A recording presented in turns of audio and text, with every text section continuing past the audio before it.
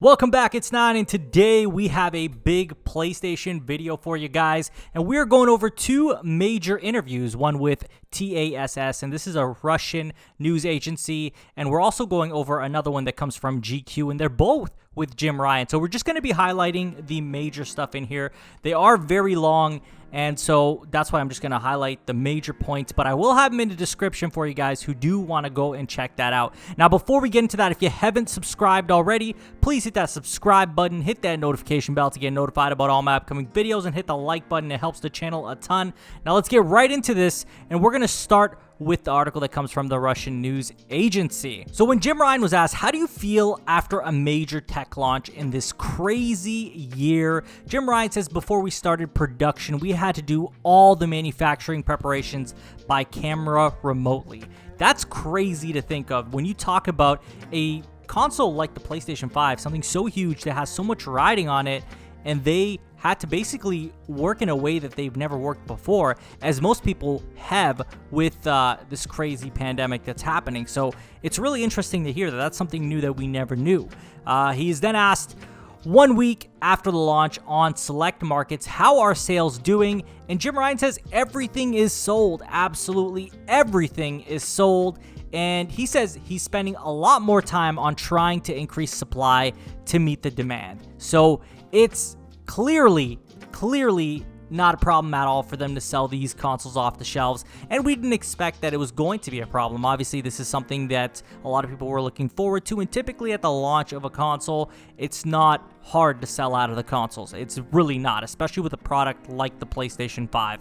Jim Ryan is then asked, if it weren't for the pandemic, would the PS5 have been any different? And he says no, absolutely not. He says we might have had a few more to sell, but not very many. The guys on the production / manufacturing side have worked miracles, and that's really interesting as well. Like, we look at this whole thing that's been happening, we assumed that it was going to mean that there was even less consoles on the shelves, but really, it didn't really make that much of a difference, according to Jim Ryan. So that's another point where we're hearing that, you know, ultimately, the PlayStation brand wasn't impacted as heavily as, you know, a lot of people assumed, based on what was happening in 2020. Next, he's asked, how fast do you expect the transition of players from the PS4 to the PS5? Jim Ryan says there are around 114 million PS4s in the world. The number of those who transfer, if you keep that in mind, is a small number. But for us, the PS4 community is going to remain incredibly important, certainly for 2020, 2021, and 2022, because in those 3 years,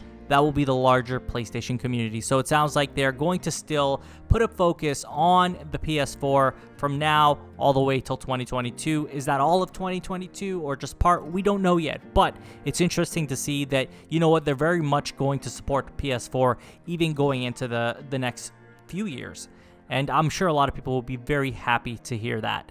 Next, Jim Ryan is asked, how important are console exclusives for PlayStation in the next generation cycle? And he says, we're very happy to be able to offer the PlayStation community games that they can only find on PlayStation. This is them just doubling down, saying, hey, we care about making gamers happy, number one. Number two, we want them to come to our platform because of experiences they can only have here. So, you know, I know that there's a lot of talks about exclusives not being, you know, as big a deal, but clearly this is more of them saying, hey, actually, they are a big deal. And more about that in the next question he's asked, which is, how did you feel about Microsoft offering to buy ZeniMax Bethesda? Is there a possibility that PlayStation gamers will not be able to play the next Elder Scrolls game or Starfield?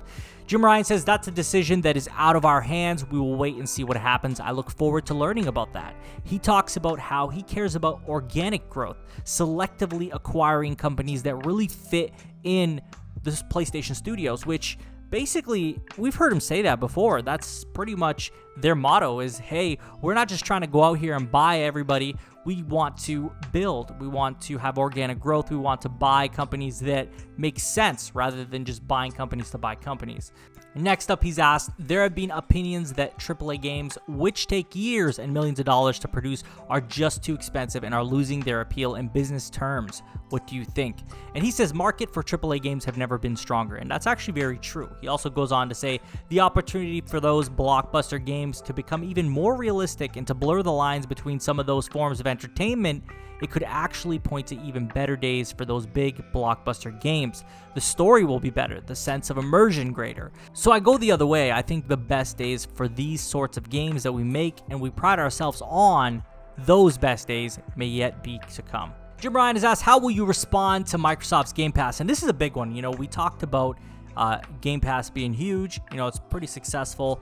What is Sony going to do about this? And they say there's actually news to come, but just not today. We have PlayStation Now, which is our subscription service, and that is available in a number of markets. So it looks like Sony actually plans to do something about Game Pass. They plan on doing their own service. I really wonder what that will entail. We don't just know yet what it technically is going to be, but it's good to hear that they have a plan. And it could be important that this could really drive more sales towards the PlayStation if executed properly, because Game Pass is, you know, a perk that a lot of people do enjoy, and some people do go towards the Xbox platform because of Game Pass. So I wonder if this is something that's going to play a big role in the PS5 in the future. Lastly, Jim Ryan has asked, when will developers start using the next generation of consoles to their fullest, developing games specifically for the next cycle that maybe cannot be run on the PS4? And he says it's probably 2022 that you're going to see some wonderful things in the same way that it was 2015, 2016 for the previous generations when the generation-defining games started to be published. Guys, this is it right here, right? So we've talked about when are we finally going to see, you know, the true power of the PS5, and that looks like it's going to be 2022. So that brings up questions like, is God of War then going to be a cross-gen title, or is it not going to be? And it's a good question. I do think that there is still a possibility that it is a PS5 exclusive, and that's because, well, we're getting Ratchet and Clank, which is a PS5 only exclusive. So it's not likely that, you know, God of War Ragnarok can't be that as well. But obviously this is still up in the air. We don't know a definitive answer just yet. As Jim Ryan, when he was asked about it, he just declined to answer. He didn't want to talk about that. So in this next article that comes from GQ, we're going to talk about two specific parts in this article that I felt like were worthy of discussing. And it's really about the life cycle of the PS5, right? And also when the PS5 came to fruition. Like, when did they decide to start it, and where is it now? And some comments he made about, you know, possibly the future of the PlayStation. So number one, the console is expected to be around 7 years life cycle.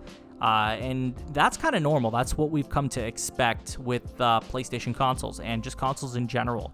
7 years seems like the right spot for it, and I feel like a lot of people will get their value in 7 years. But then he is asked, when did the new consoles begin to become a reality? And he says around 5 years ago. When talking about the process, Jim Ryan goes on to say it's a series of endless iterative discussions. Is this the time for the cloud, or is this going to be a console? And so this just tells us that, you know, they really are talking about cloud gaming as a reality, something that is going to happen. And we all know that cloud gaming is an inevitability. It's going to be a thing one of these days. Is that next year? Probably not. Is that next 5 years? Probably not. It's not going to basically get rid of consoles. I just don't see that happening anytime soon. We don't have the infrastructure everywhere, right? Like, where you can just buy a console, you can't necessarily do cloud gaming. We've seen what happened with Stadia. We've seen what happened with many other different services. I forgot what the other one was called. We've seen a lot of this. Even PlayStation Now, if you look at that, it's not exactly the best experience when we talk about the cloud side of things. xCloud, I've not used that yet, so I don't know how that racks up to or stacks up to what cloud gaming is across Stadia and all that. But I do know I tried Stadia. I didn't think it was good. I wasn't impressed. PS Now, I wasn't impressed, and I don't imagine xCloud is going to be any different from that. So I think that while it's important to note that they are discussing cloud gaming, is it a thing? Is it not going to be? Like, what's happening there? It's also a discussion that they are talking about consoles a lot. And I do think that they'll be the last ones to stop producing a console. I think that they will always produce a console until it's absolutely like senseless to make a console, which I'm happy about because I am one of those people who isn't ready for this cloud gaming future. I'm pretty happy with having a console, a dedicated platform that I play my games on. So my hope is that, you know, that doesn't happen anytime soon. So I'm going to pass this on to you guys because this is basically the gist. This is what the important points are in both of these articles, and I'm curious to get your opinions on all of this. What do you guys think of AAA games? What do you think of the PlayStation possibly not getting the ZeniMax Bethesda games, and about how Sony's deciding to grow their platform versus how Microsoft is growing their platform? How do you feel about, you know, PlayStation talking about a Game Pass service type model happening on the PlayStation? Are you excited for that? Is that something that you want to see happen? How do you feel about Sony supporting the PS4 for so many more years to come? And how do you feel about the PlayStation 5 really seeing its true power in 2022? Let me know in the comments. And as always, if you haven't subscribed already, please hit that subscribe button, hit that notification bell to get notified about all my upcoming videos, hit the like button. It helps the channel a ton. You can follow me on Twitter. Link will be in the description, and share this video with a friend. I will talk to you all on the next one. Take care.